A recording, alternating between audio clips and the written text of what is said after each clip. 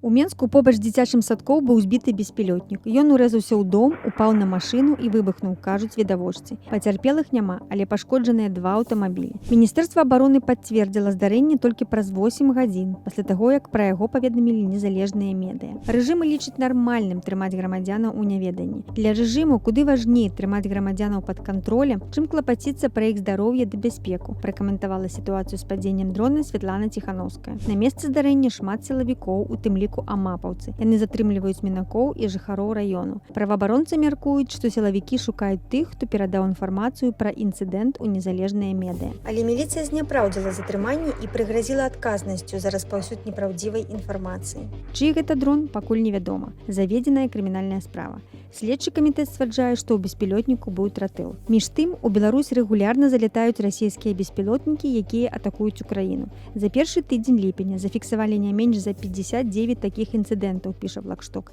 Гэта рэкордная колькасць.